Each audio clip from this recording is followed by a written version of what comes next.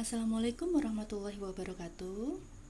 Halo anak-anak, kita bertemu lagi di pembahasan bahasa Indonesia. Ya, kita awali pembelajaran kali ini dengan pembahasan tugas dulu. Pembahasan tugas yaitu tugas yang sudah kalian kerjakan kemarin. Jadi, kalian siapkan dulu buku tulisnya. Kalian buka tugas yang kemarin. Ya, kalian buka tugas yang kemarin, kemudian nanti kita akan bahas bersama-sama. Kalau misalnya jawaban kalian sudah benar, berarti ya sudah itu saja. Kalau jawaban kalian salah, berarti harus kalian ganti dengan jawaban yang sudah saya tulis nanti. Oke? Kita mulai ya. Dari pertanyaan nomor 1. Buatlah 6 pertanyaan dengan menggunakan kata apa, di mana, kapan, siapa, mengapa, dan bagaimana. Atau adik Simba berdasarkan teks di atas. Yang kedua, temukanlah unsur-unsur berita tersebut dengan menjawab 6 pertanyaan tersebut. Buat pertanyaan, kemudian dijawab. Ini jawabannya. Ada 6 pertanyaan, adik Simba. Yang pertama, kita bahas pertanyaannya dulu ya. Yang pertama, peristiwa apa yang terjadi? Ini pertanyaannya. Peristiwa apa yang terjadi? Adik Simba, A, apa? Yang kedua, di mana peristiwa itu terjadi? Kata di mana. Menanyakan tempat. Adik, K, kapan? Kapan peristiwa itu terjadi? Adik, selanjutnya si. Si itu adalah siapa yang mengalami peristiwa itu? Adik, Sim, M, mengapa peristiwa itu terjadi? Adik, Simba, babanya adalah bagaimana peristiwa itu terjadi? Jadi ini adalah 6 buah pertanyaan berdasarkan adik Simba. Sekarang kita bahas jawabannya. Jawaban ini adalah merupakan unsur-unsur teks berita. Peristiwa apa yang terjadi? Peristiwa yang terjadi adalah banjir setinggi 1 meter. Di mana peristiwa itu terjadi? Berarti yang ditanyakan adalah tempatnya. Di mana? Di Kebun Pala, Jatinegara, Jakarta Timur. Kapan peristiwa itu terjadi? Menanyakan waktu. Waktunya adalah hari Rabu, tanggal 24 April 2019. Siapa yang mengalami peristiwa itu? Yang mengalami peristiwa banjir itu adalah warga Kebun Pala, karena tadi terjadi di daerah Kebun Pala, maka yang mengalami adalah warga Kebun Pala. Mengapa peristiwa itu terjadi? Peristiwa itu terjadi akibat adanya air kiriman dari kawasan Bogor dan tingginya intensitas hujan yang mengguyur hulu Sungai Ciliwung, membuat aliran Kali Ciliwung meluap. 6. Bagaimana peristiwa itu terjadi? Banjir tersebut menyebabkan warga nekat menerobos tingginya banjir untuk keluar dari rumah menuju tempat pengungsian. Jadi ini jawabannya. Jawaban dari 6 pertanyaan itu berarti ke-6 ini merupakan unsur dari teks berita yang sudah kalian baca. Ya, silakan ditulis, yang masih salah dikoreksi lagi. Lanjut. Tugas selanjutnya. Kalian disuruh memilih mana berita yang merupakan berita yang mengandung informasi di bidang pendidikan. Kita bahas satu persatu. Nomor 1, peralatan praktikum sekolah itu ada yang mencuri tadi malam. Jawabannya adalah iya. Kenapa ya? Alasannya adalah peralatan praktikum. Di sini ada kata peralatan praktikum. Peralatan praktikum itu adalah sarana prasarana untuk sekolah yang mendukung pendidikan. Jadi informasi yang pertama ini merupakan informasi di bidang pendidikan. Yang kedua, penyelenggaraan lomba menulis cerpen oleh Dinas Kabupaten pada awal bulan depan. Ini adalah informasi di bidang pendidikan. Iya. Kenapa? Karena menulis cerpen berhubungan dengan pelajaran bahasa Indonesia yang diajarkan di sekolah. Nomor 3, Bapak Kepala Sekolah kami baru saja menghadiri undangan pernikahan keluarganya di Balai Kelurahan. Jawabannya ini bukan termasuk bidang pendidikan. Kenapa? Kalian lihat di sini ada kata menghadiri undangan pernikahan. Undangan pernikahan. Jadi kalau undangan pernikahan itu kegiatan yang bersifat pribadi, bukan di bidang pendidikan. Lanjut nomor 4, bahan bangunan untuk pendirian sekolah itu berasal dari kabupaten lain. Ini di bidang pendidikan. Kenapa? Karena bangunan sekolah merupakan sarana prasarana yang mendukung pendidikan. Ini hampir mirip dengan yang nomor 1 tadi ya. Nomor 5, seminar bahaya narkoba sering diselenggarakan di sekolah-sekolah akhir-akhir ini. Jawabannya jelas iya. Kenapa? Karena seminar bertujuan untuk memberikan ilmu tentang bahaya narkoba kepada siswa. Lanjut, tugas selanjutnya kalian diminta untuk menggolongkan mana berita yang termasuk peristiwa alam, peristiwa sosial, dan peristiwa politik. Kita mulai dari nomor 1. Telah terjadi gempa susulan di Dompu, Nusa Tenggara Barat. Di sini ada kata gempa. Gempa ya. Kalau gempa itu kan kaitannya dengan peristiwa alam. Maka yang kalian centang adalah yang huruf A. Nomor 2, Kepala Dinas Pendidikan Kabupaten Pengantaran, Jawa Barat membuka lomba membaca puisi tingkat SMP. Ini termasuk peristiwa sosial. Yang ketiga, Menteri Tenaga Kerja 2 hari yang lalu mengunjungi lokasi terjadinya demonstrasi pada para buruh di depan pabrik tekstil di Arya Raga, Kota Jambi. Ini termasuk peristiwa politik. Keempat, konflik Palestina-Israel menjadi bahasan utama pada seminar para menteri luar negeri di Bali kemarin. Ini juga politik. Yang kelima, Siti Al-Barqah memenangi lomba menulis cerpen antar pelajar se-Kalimantan Barat. Ini termasuk sosial. Baik anak-anak, kita melanjutkan materinya. Materi kali ini yaitu tentang meringkas dan menyimpulkan berita. Pengertian ringkasan. Ringkasan adalah kalimat yang berisi pokok-pokok atau unsur-unsur berita yang didapatkan dari pertanyaan adik Simba. Jadi, unsur-unsur teks berita itu bisa kalian dapatkan setelah kalian menjawab pertanyaan adik Simba, seperti tugas yang kemarin. Ya.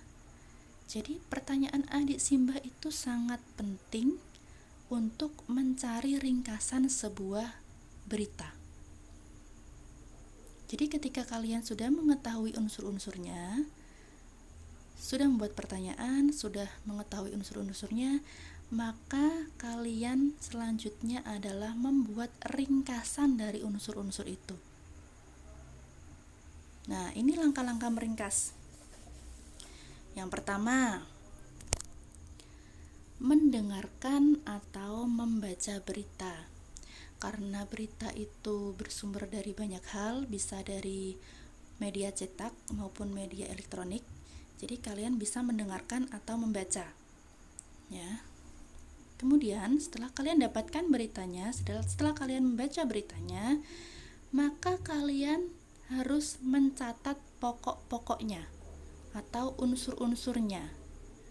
Bagaimana caranya? Caranya kalian menjawab pertanyaan apa, di mana, kapan, siapa, mengapa, bagaimana. Tahu adik Simba? Jawab pertanyaan adik Simba.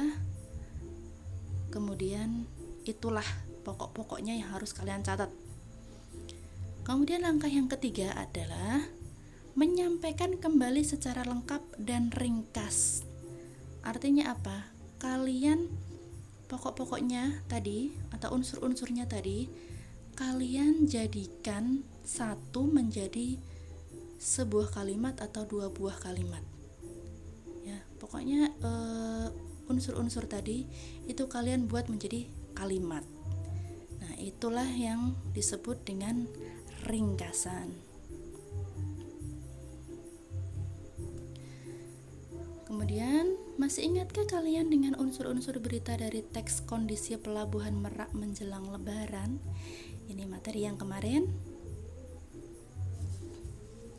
Saya ingatkan lagi, ini adalah pertanyaan, kemudian ada juga unsur-unsur berita. Saya bacakan langsung ke unsur-unsur beritanya saja. Unsur yang pertama yaitu tentang padatnya pelabuhan Merak. Kemudian yang mengalami itu adalah truk-truk pengangkut barang non sembako.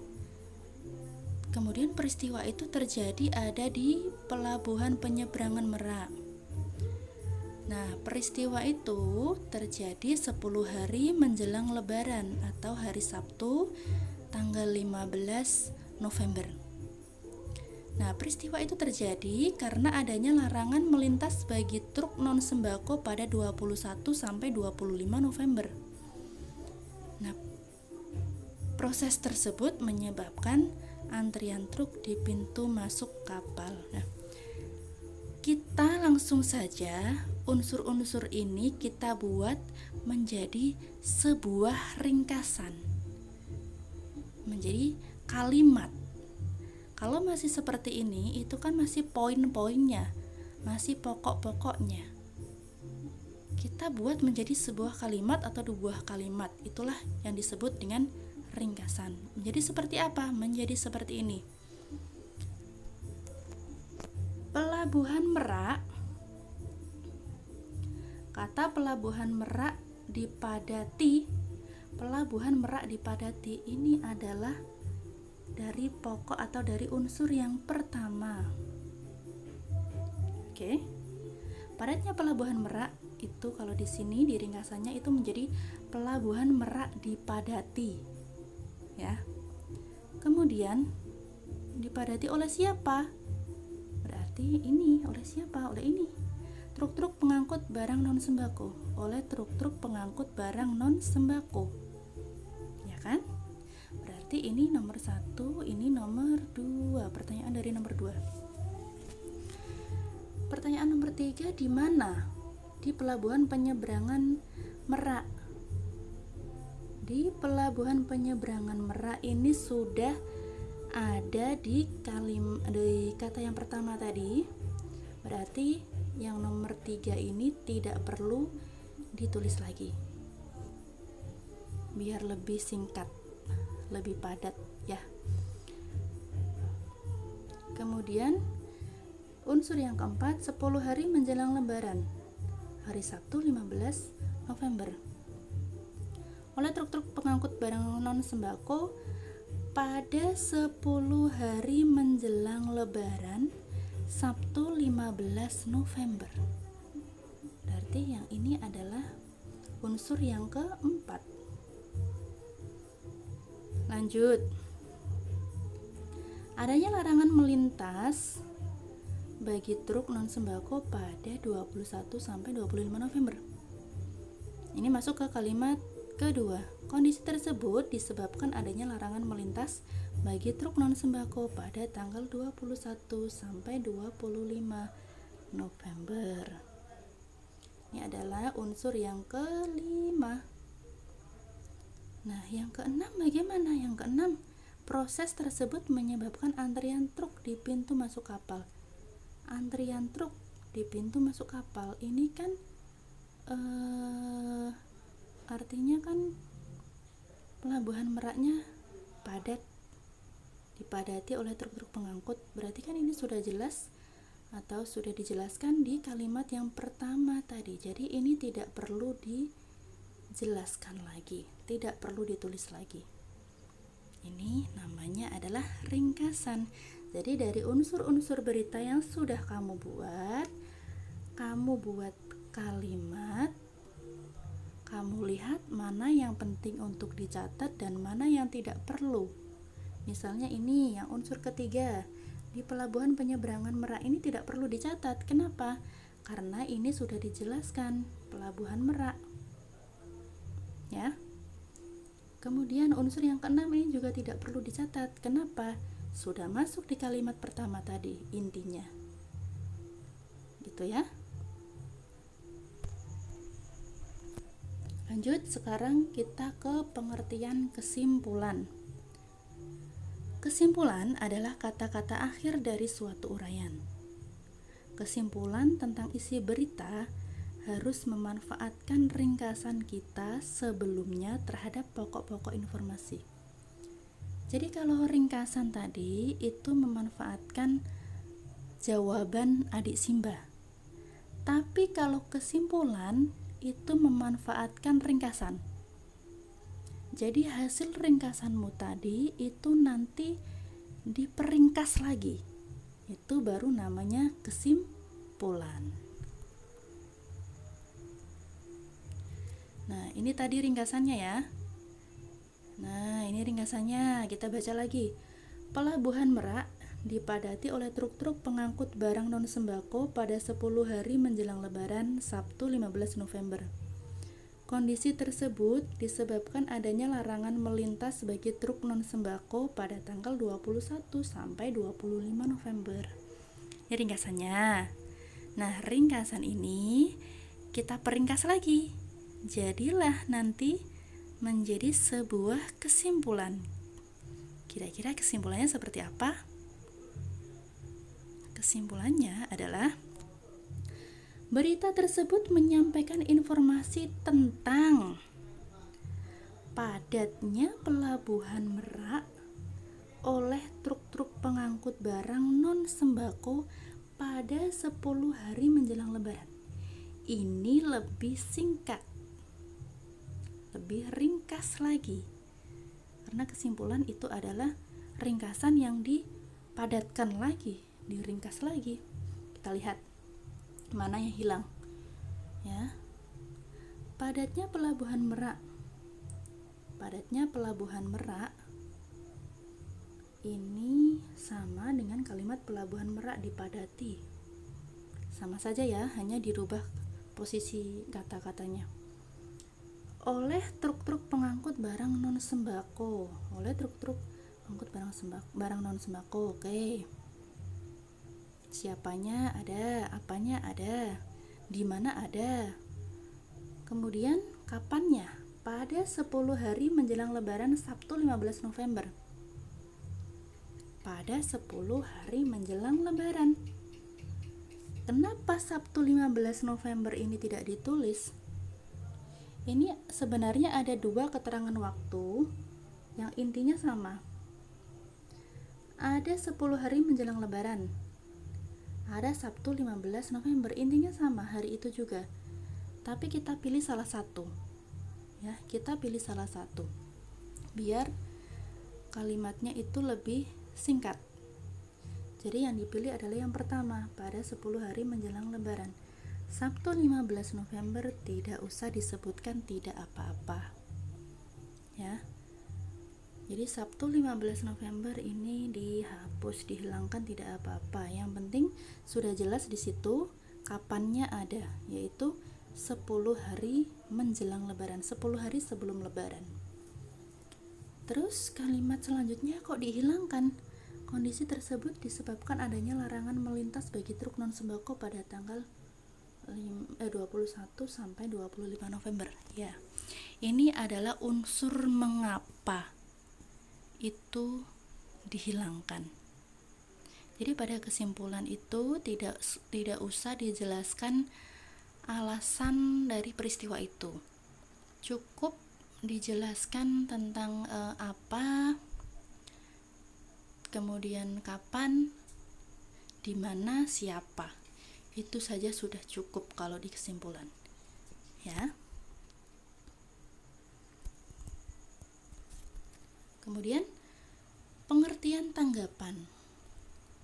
Tanggapan teks berita adalah sambutan terhadap suatu teks berita, bisa berupa kritik atau komentar mengenai isi beritanya dan kebahasaannya. Jadi, ketika kalian sudah membaca suatu berita, pasti kalian akan mengutarakan komentar. Nah, komentar itu bisa positif, bisa negatif, gitu. Bisa tentang isi beritanya, bisa tentang kebahasaannya. Ya, jadi aspek-aspek tanggapan terhadap berita itu ada dua. Yang pertama itu isi atau struktur beritanya. Yang kedua itu tentang bahasa beritanya. Kalau isi berita itu biasanya yang dikomentari tentang kebenaran beritanya. Apakah berita itu benar atau tidak? Disertai dengan fakta-fakta atau tidak? Disertai dengan data-data yang ada di lapangan atau tidak? Biasanya seperti itu. Tentang kelengkapan. Kelengkapan ini yang dimaksud adalah kelengkapan unsurnya. Kan ada 6 unsur dari pertanyaan adik Simba. Apa, di mana, kapan, siapa, mengapa, bagaimana. Itu semuanya ada atau tidak, lengkap atau tidak. Berita yang bagus itu adalah berita yang memuat semua unsur. Gitu. Jadi kalau misalnya ada berita yang salah satu atau salah dua tidak memuat unsur, itu berarti beritanya tidak lengkap.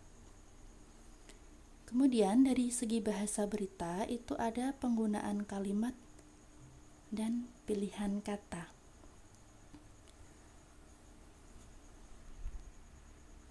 Nah, ini ada 3 buah contoh tanggapan. Kira-kira ini tanggapan dari segi apa? Kita bahas bareng-bareng ya. Yang pertama dulu. Saya kira informasi yang disampaikan berita itu cukup akurat karena isinya tidak jauh berbeda dengan informasi-informasi yang disampaikan sumber berita lain.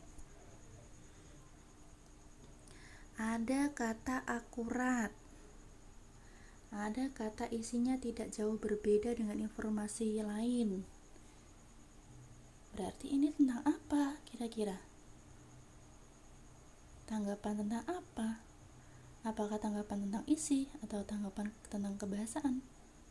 Ya, tanggapan tentang isinya. Sekarang yang B. Informasi yang disampaikan berita tadi malam masih diragukan kebenarannya. Setelah saya cross-check dengan berita dari sumber lainnya, ada yang berbeda, terutama di dalam penyampaian informasi jumlah korban. Jumlah korban tidak sebanyak dengan yang diinformasikan dalam berita itu. Nah, ini tentang kebenaran berita. Ya, tadi kebenaran masuk apa ya? Isi atau bahasa ya? Iya, masuk isi. Jadi A dan B itu adalah tanggapan terhadap isi berita. Contoh yang C. Bahasa yang disampaikan berita itu cukup jelas. Sebagai pendengar, mudah untuk memahami informasi yang disampaikan penyampai berita. Jadi ini jelas sekali bahwa yang C ini adalah tanggapan terhadap bahasa berita. Nah, ini ada tugas untuk kalian. Bacalah unsur-unsur teks berita berikut untuk menjawab soal-soal di bawah. Ini ada unsur-unsur berita. Ini adalah unsur berita tugas kemarin, ya, yang sudah saya bahas tadi di depan. Kalian baca lagi unsur-unsurnya. Kemudian kalian jawab 2 pertanyaan ini. Buatlah ringkasan dari unsur-unsur berita tersebut. Jadi kalian buat ringkasannya. Ingat, kalau ringkasan itu berdasarkan dari unsur-unsur berita. Yang kedua, buatlah kesimpulan dari hasil ringkasanmu. Berarti hasil ringkasanmu tadi dipadatkan lagi, diringkas lagi. Itulah yang menjadi kesimpulan.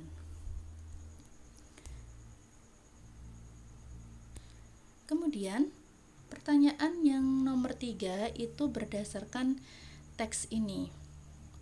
Bacalah teks berikut untuk menjawab soal-soal di bawah. Ini masih teks yang kemarin. Kalian baca lagi. Kemudian kalian jawab soal nomor 3. Buatlah tanggapan atau komentar atau kritik terhadap teks berita tersebut berdasarkan isi dan kebahasaannya. Jadi kalau yang berdasarkan isi berarti apakah berita tersebut sudah benar, artinya kebenarannya bagaimana. Bisa kalian lihat dari data-datanya, di situ apakah ada faktanya. Kemudian berita tersebut apakah sudah lengkap unsur-unsurnya, ya, kalian komentari. Terus dari segi bahasanya bagaimana, kalimatnya bagaimana, pilihan katanya bagaimana, silakan kalian komentari. 3 pertanyaan itu saja yang harus kalian kerjakan. Tulis soalnya dan jawabannya di buku tulis, kemudian foto dan kirim ke Bu Yuni, ya. Sekian dulu dari saya ucapkan terima kasih. Wassalamualaikum warahmatullahi wabarakatuh.